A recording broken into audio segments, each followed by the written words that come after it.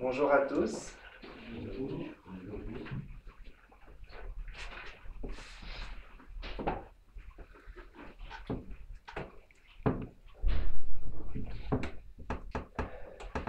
Je pense que vous commencez à vous familiariser avec le type de prédication qui est le mien parfois.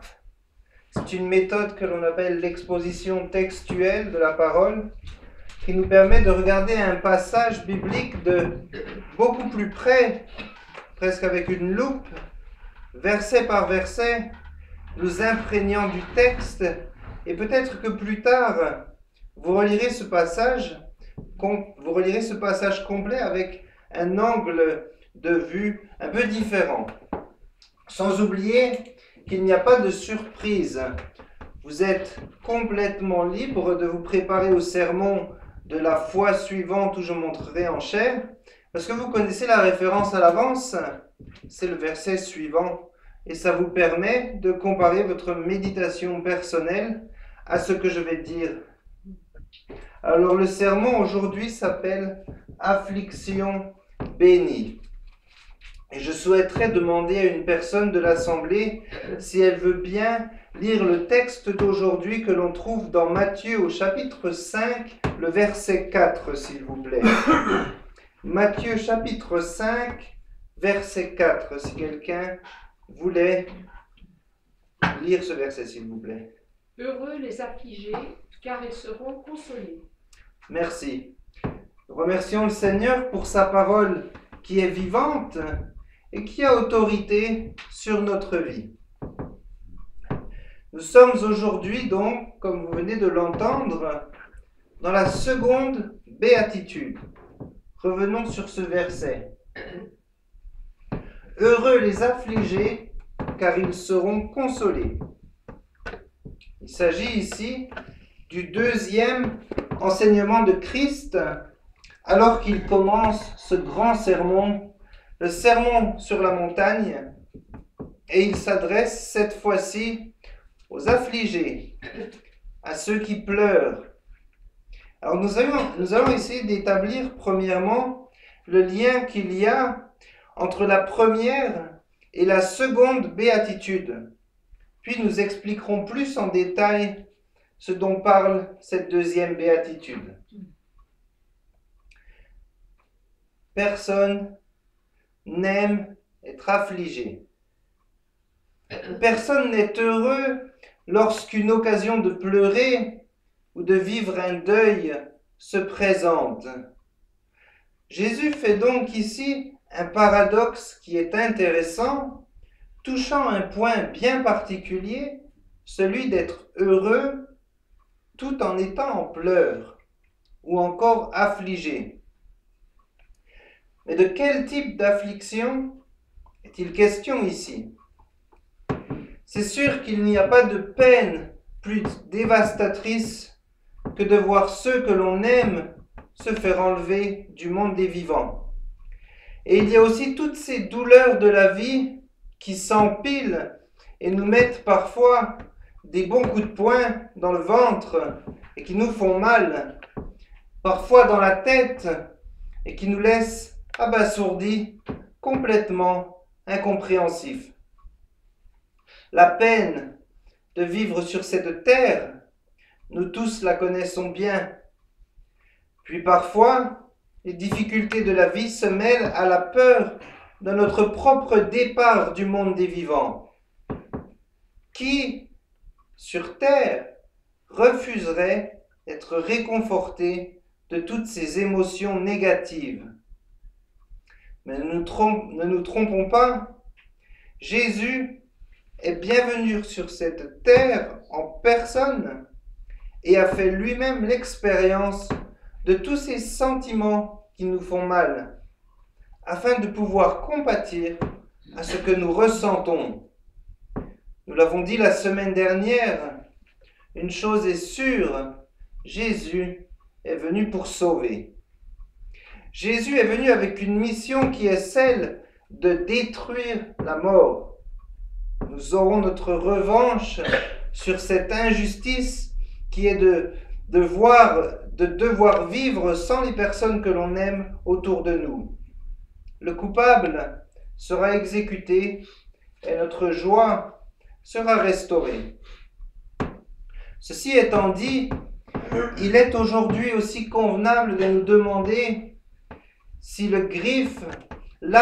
si l'affliction dont Jésus parle dans cette béatitude est plus le deuil de nos chers morts ou le deuil de ce que l'on a fait de nous-mêmes, de notre propre vie, en accumulant nos péchés. Est-ce que notre cœur est assez fort pour supporter le poids de tout cela, l'amour de notre prochain lorsqu'il disparaît, et puis l'idée de ce que nous étions en Christ avant qu'il nous transforme, c'est-à-dire le deuil du vieil homme qui était en nous. Rappelez-vous toujours, si le royaume lui-même est un cadeau qui nous attend, c'est un cadeau qui en plus contient tout un tas de promesses. Ainsi, la bénédiction du réconfort de l'affligé est quelque chose qui nous est décrit non pas comme une réalité présente, mais comme une réalité qui se trouve dans le futur. Ils seront consolés, nous dit le Seigneur.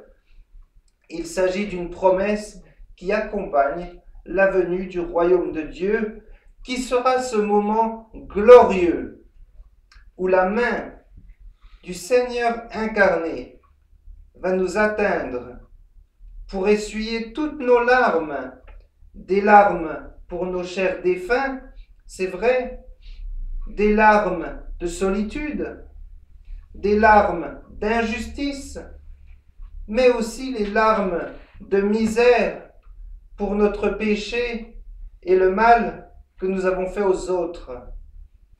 N'oubliez pas, nous souffrons aujourd'hui le labeur de la construction d'un royaume où il n'y aura plus jamais de larmes. Heureux les affligés, car ils seront consolés. Nous l'avons dit la semaine dernière, il y a un ordre à ces béatitudes.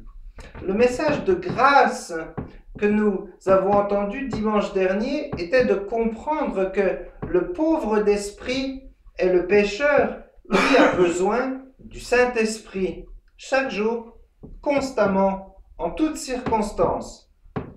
Ce que Jésus nous dit est qu'il est celui qui va mettre toutes ces choses en ordre dans notre vie.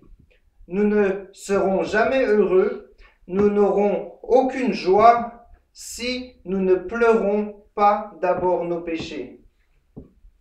Nous voulons être sûrs que notre compréhension du péché n'est pas juste un savoir que nous avons dans notre tête, mais que lorsque l'on se rend compte de ce qu'est le péché réellement, notre cœur se retourne de dégoût. Imaginez la chose la plus ignoble sur la terre entière, le crime le plus injuste. Même cette comparaison que nous sommes en train de faire ne nous permet pas de comprendre combien Dieu est le péché. C'est pourquoi cette connaissance ne doit pas être un savoir seulement dans notre tête, mais aussi provoquer un sentiment d'horreur dans notre corps. Ainsi, nous avons dit que la première béatitude est de reconnaître ce péché en nous, de reconnaître que nous, pauvres d'esprit, avons besoin que l'Esprit Saint, propre, glorieux de Dieu, nous lave, nous sanctifie et fasse de nous sa demeure. La première étape est donc de reconnaître qui nous sommes vraiment. Si nous avons compris cela, Jésus veut maintenant nous amener plus loin. Si nous reconnaissons ce péché en vérité, la preuve en est notre affliction. Cette preuve se trouve dans nos larmes de repentance. Et excusez-moi pour le parallèle que je vais faire, mais quelle est notre réaction lorsque nous marchons dans les excréments qu'un chien a déposés sur le trottoir? Du dégoût, de la colère et de la honte, d'autant plus si nous sommes en train de nous rendre chez quelqu'un. Il en est ainsi lorsque nous nous rendons compte de notre péché. Mais cette horreur n'est pas collée sous nos chaussures, elle est collée sur notre cœur. Comment ne pas être affligé devant cette révélation de qui nous sommes vraiment avant, et je le souligne, avant l'intervention du Saint-Esprit. La première béatitude nous dit « Heureux », car nous avons compris que nous ne sommes pas qualifiés pour le royaume de Dieu, mais que c'est Jésus lui-même qui nous qualifie. Maintenant, chacun de nous sait le prix qui fut payé pour notre entrée dans ce royaume. Nous avons compris que notre péché est trop grave et nous devrions être affligés de savoir ce que Jésus endura pour chacun de nous. Jésus dut être torturé et cloué sur une croix pour que l'on puisse passer la porte du royaume de Dieu. Avons-nous réellement pris conscience de ce que cela signifie? Si la réponse est oui, ce sentiment que vous ressentez est ce que l'on appelle l'affliction. Et cela me ramène à un de mes cantiques préférés. Je ne sais pourquoi dans sa grâce, Dieu m'a tellement aimé. Pourquoi accepta-t-il de verser son sang pour effacer ma dette? La réponse à cette question est la gloire de Dieu.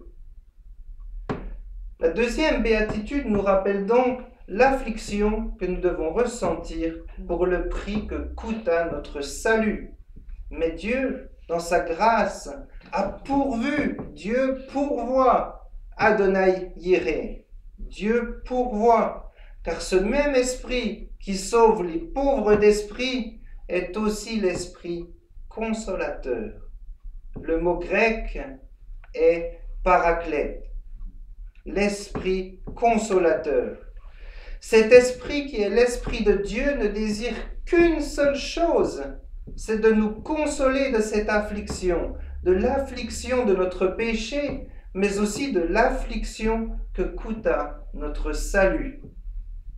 Mais surtout, nous dit Jésus, maintenant que vous savez ces choses, car vous savez maintenant que seul Jésus peut vous sauver, alors soyez heureux. Maintenant que vous savez ces choses, soyez heureux. Jésus a fait de nous une nouvelle créature, une créature qualifiée pour entrer dans le royaume de Dieu. Heureux ceux qui pleurent, car ils seront consolés. Nous parlons donc d'être affligés par nos péchés. Le mot affligé est ici un mot qui est synonyme du mot deuil, signifiant pleurer la perte d'un être aimé. Il est synonyme de l'affliction qui est exprimée lors d'une procession funéraire. Mais lorsque Jésus utilise le mot heureux, il veut dire que nous serons bénis, précisément parce que ce sentiment d'affliction en nous est la marque que nous faisons partie du royaume de Dieu.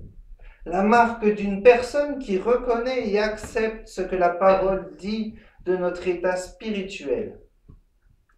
Nous l'avons déjà dit, le mot « heureux » employé dans le texte des béatitudes signifie plus qu'un état émotionnel.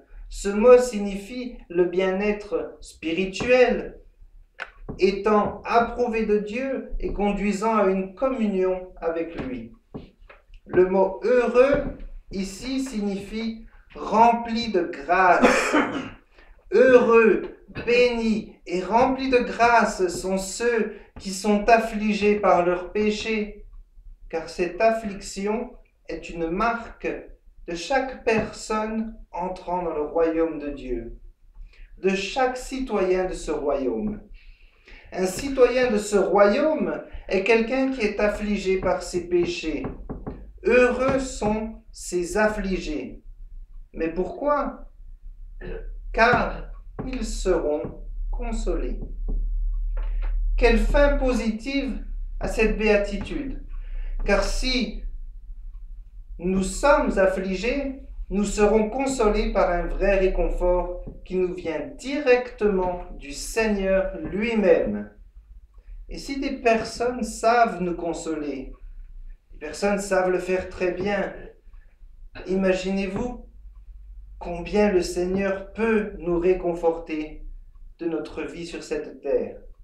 Notre péché a été lavé, nous sommes rendus purs et propres, notre conscience devant Dieu est purifiée, le poids de ce péché est enlevé de nos épaules tremblantes et nous sommes maintenant vêtus de la justice parfaite de Dieu. Connaître l'Évangile et savoir ce que Dieu a fait pour nous réconcilier à lui est le plus grand réconfort que nous puissions connaître dans cette vie. Nous l'avons dit, la clé des béatitudes est la repentance. Et une partie de cette repentance est d'avoir des remords pour ce péché et d'en être consterné, affligé, nous venons de l'expliquer, jusqu'à que ce péché nous afflige vraiment. Il n'y a pas de réconfort. Mais pourquoi ? Car jusqu'à ce que nous comprenions cette affliction, nous serons toujours en train de chercher ce réconfort là où il n'est pas. Mais lorsque nous venons au Seigneur, nous lui faisons confiance et reconnaissons que nous sommes pécheurs et que la justice personnelle que nous nous sommes construite sur des prétextes que nous nous donnons nous-mêmes est détruite. La pollution de ce péché est alors lavée et nous sommes rendus justes devant le Seigneur, avec le droit de nous tenir debout avec lui alors que le réconfort de Dieu coule et remplit nos cœurs. Nous avons parlé d'abondance tout à l'heure. Il remplit nos cœurs abondamment. Je suis venu pour vous donner la vie et la vie en abondance. C'est la seconde des béatitudes et elle est pleine de certitude. Jésus a dit « car ils seront consolés ». Les mots utilisés ne sont pas « car ils pourraient être consolés », ni « devraient être consolés » ou « seraient consolés si », mais il est dit qu'ils seront consolés. C'est une certitude et c'est une promesse de Dieu, nous pouvons en avoir l'assurance. Et s'il y a quelque affliction dans notre vie, nous savons qu'un jour, cela sera disparu, effacé, oublié. Et je crois que ce verset est important aussi pour les personnes qui n'ont pas encore l'assurance de leur salut. Quelle bénédiction de savoir et d'être sûr que cette consolation viendra. Ils seront consolés est une promesse. Cette consolation viendra et elle viendra directement du Seigneur lui-même. La dernière fois, nous avons parlé d'être pauvres en esprit et aujourd'hui, nous parlons d'être affligés. Lorsque nous nous reconnaissons pauvres en esprit, il y a comme une reconnaissance intellectuelle qui se fait en nous et nous comprenons alors pourquoi un cœur non régénéré, c'est-à-dire une personne qui n'est pas née de nouveau, est privée de la gloire de Dieu. Mais cette seconde béatitude va plus profond dans le cœur, dans les émotions. Lorsque je suis affligé, je suis rempli de deuil, on peut dire. C'est-à-dire cette peine ou ce chagrin en rapport avec ce que je reconnais être vrai me concernant. Il s'agit d'une émotion sincère. Il s'agit de dire que nous avons une religion sincère. Nous ne sommes pas juste stoïques dans notre vie chrétienne et dans notre entrée dans le royaume. Mais cela se fait avec des sentiments qui sont le fruit du travail de l'esprit. Et cela ne veut pas dire que notre visage soit rempli de larmes constamment, mais il y a cette sincère émotion qui prouve que notre repentance est réelle.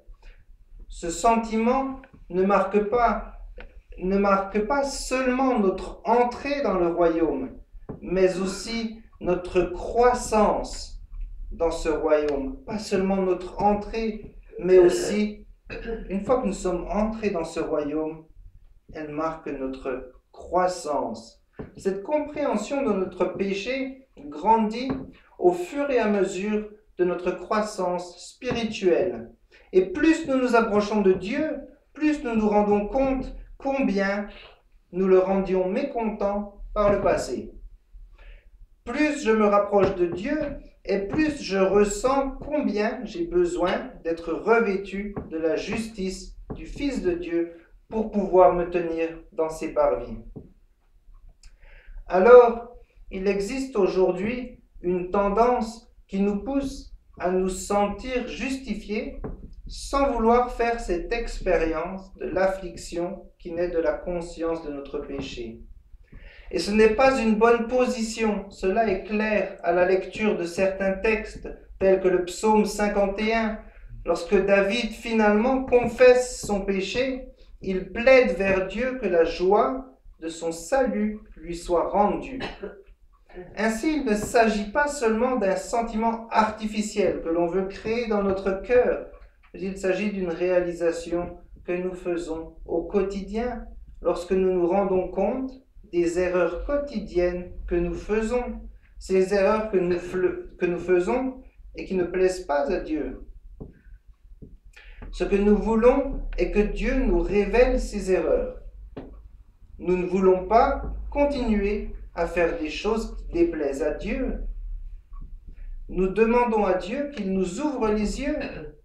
Et si nous sommes honnêtes, la réalisation quotidienne de nos faux pas n'est pas toujours facile, mais c'est l'affliction qui naît de ce que Dieu nous révèle par rapport à nos actions qui lui déplaisent. C'est cette affliction qui va nous permettre de ne plus reproduire ces actions que nous savons ne pas plaire à Dieu. Nous devons nous rendre compte de nos erreurs pour ne pas les reproduire. Cette révélation est parfois douloureuse, mais c'est ce sentiment qui vient de l'Esprit Saint qui nous transforme par son action. C'est la sanctification au quotidien. 1 Jean, chapitre 1, verset 9 nous dit « Si nous confessons nos péchés, il est fidèle et juste pour nous les pardonner et pour nous purifier de toute iniquité. » Cette confession des péchés ne marque pas seulement notre entrée dans le royaume de Dieu, mais il s'agit aussi d'une pratique continue. Ce verset de confesser nos péchés n'est pas facile à regarder en face chaque jour, même s'il contient une promesse merveilleuse, celle que nous sommes purifiés de toute iniquité.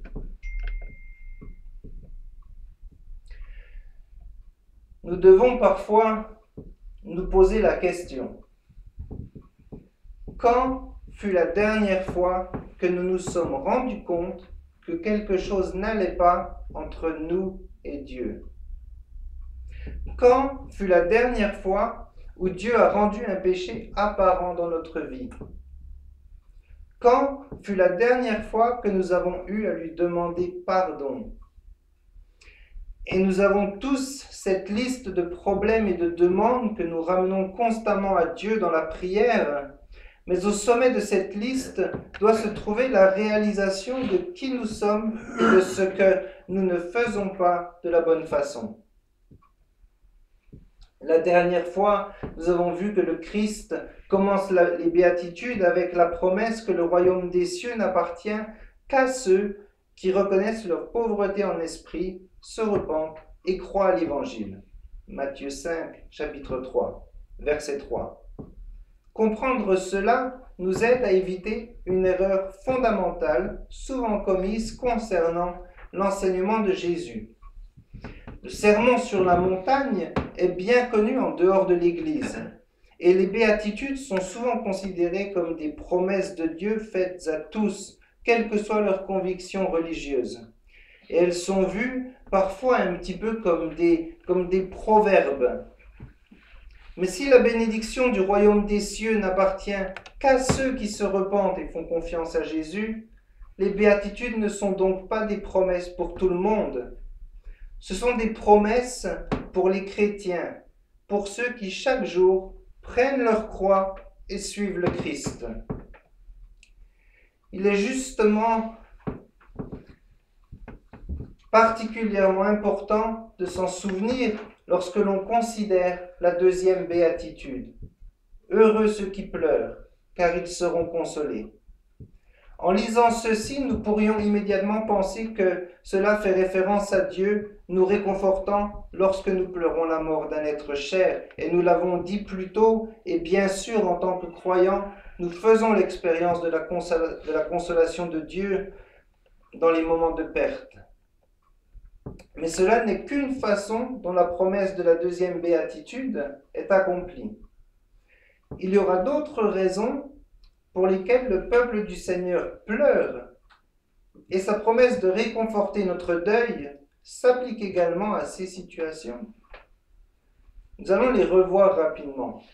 Premièrement, nous avons mis l'accent ce matin de faire l'expérience de la profonde conviction du Saint-Esprit et pleurer notre péché et son offense contre notre Saint Créateur. Nous en voyons des exemples bibliques dans la Bible, dans la repentance de David pour son péché avec Bathsheba, ou encore la réponse des pèlerins juifs au sermon de la Pentecôte de Pierre lorsqu'ils furent touchés au cœur, nous dit Acte 2. Cette expérience du deuil du péché fait partie de ce que signifie être pauvre en esprit, liant bien la deuxième béatitude à la première, comme nous l'avons souligné. Il est évident que nous pouvons aussi pleurer au milieu de la souffrance de ce royaume. Bien que nous ayons la joie de Dieu dans l'épreuve, l'Écriture est honnête sur le fait que cette douleur est réelle. Jérémie a pleuré sur la prospérité des méchants et les afflictions du reste juste d'Israël. Même Jésus était un homme de douleur qui pleurait la méchanceté des Israélites et souffrait pour son peuple. Le réconfort de Dieu pour son peuple en deuil signifie que ceux qui souffrent pour la justice recevront une récompense éternelle. Nous le verrons dans la suite du sermon sur la montagne. Bien que Jésus fût un homme de douleur, il était capable d'endurer les souffrances et la douleur parce qu'il savait que de l'angoisse de son âme, il verrait et serait satisfait. Ésaïe 53. Nous n'aurons jamais à vivre ce que Christ a vécu, mais nous pouvons considérer la promesse du réconfort de Dieu comme une garantie similaire que nous verrons un jour et que notre deuil n'est pas en vain. Ceci, à son tour, nous aidera à souffrir pour le royaume de Dieu, ici et maintenant.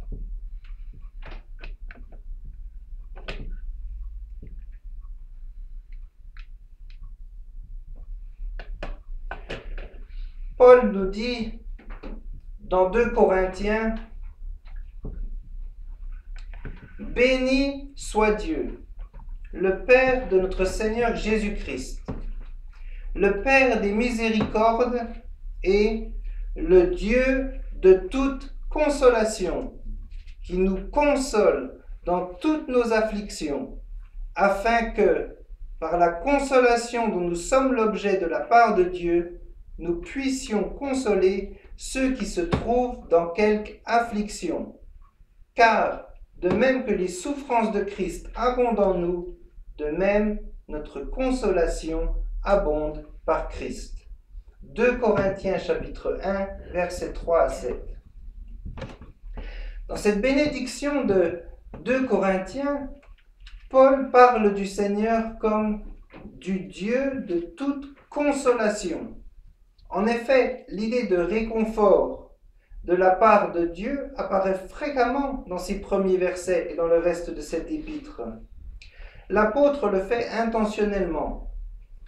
Ésaïe 40 à 66 met en évidence le réconfort que le Seigneur apportera lorsqu'il inaugurera l'ère messianique, de sorte que l'accent mis par Paul sur le confort divin est un rappel subtil que les croyants vivent à l'ère messianique.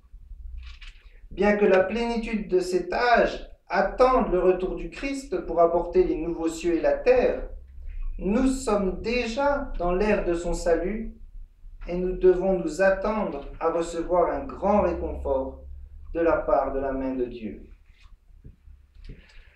Paul dit dans 2 Corinthiens que la consolation de Dieu nous vient dans toutes nos afflictions. Ici, les afflictions font référence à l'agitation intérieure et aux troubles que nous ressentons à cause des difficultés extérieures. En particulier, les difficultés auxquelles nous sommes confrontés dans un monde hostile au Christ. Les faux apôtres qui ont troublé l'église de Corinthe ont remis en question l'apostolat de Paul à cause de sa souffrance pour l'amour de Jésus. Et Paul développera plus tard l'idée que la souffrance démontre réellement la validité de son appel apostolique.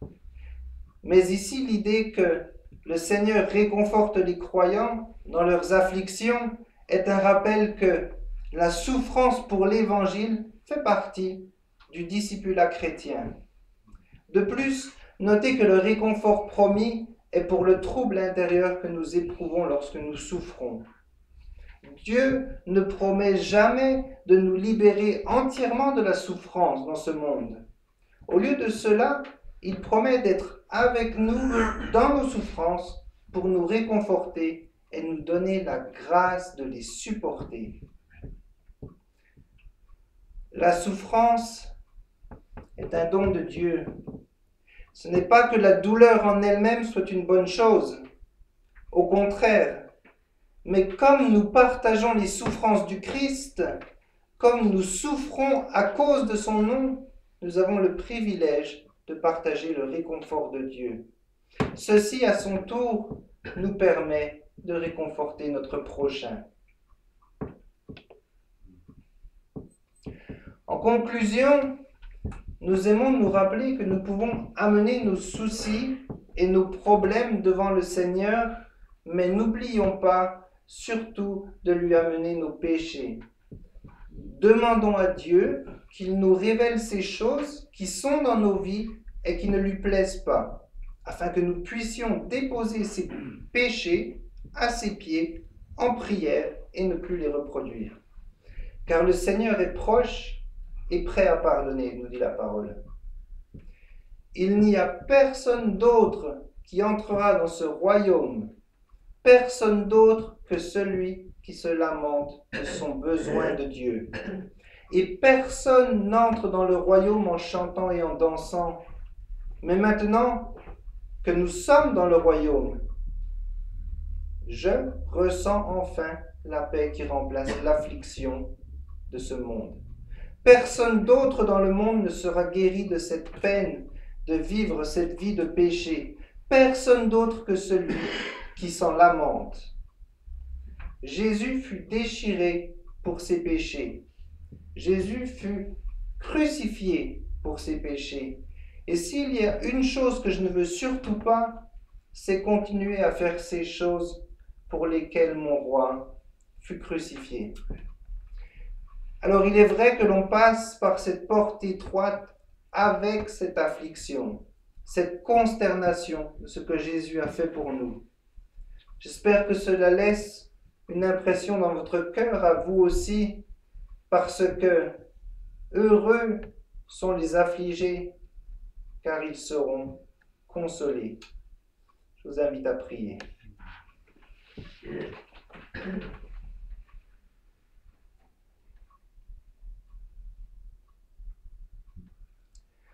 Notre Père qui es aux cieux, nous te remercions pour la puissance de cette deuxième béatitude. Je te prie que tu brises les cœurs durs, que tu laboures ces cœurs et que tu les sèmes afin que la graine qui est semée puisse grandir et produire plus de fruits. Brise nos cœurs résistants, apprends-nous à être affligés, pour que tu puisses nous consoler. Dans le nom de Jésus-Christ. Amen.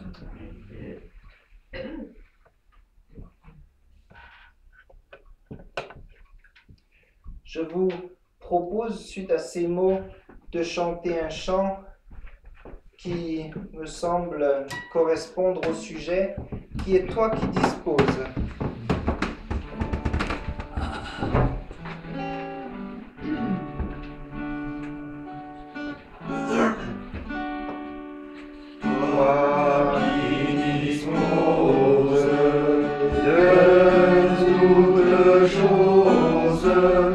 et nous les donne chaque jour.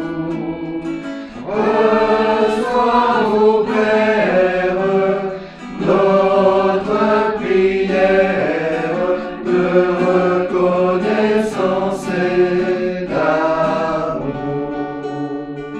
Le don suprême que ta main serre, c'est notre pardon, c'est ta paix. Et ta clémence, trésor immense, est le plus grand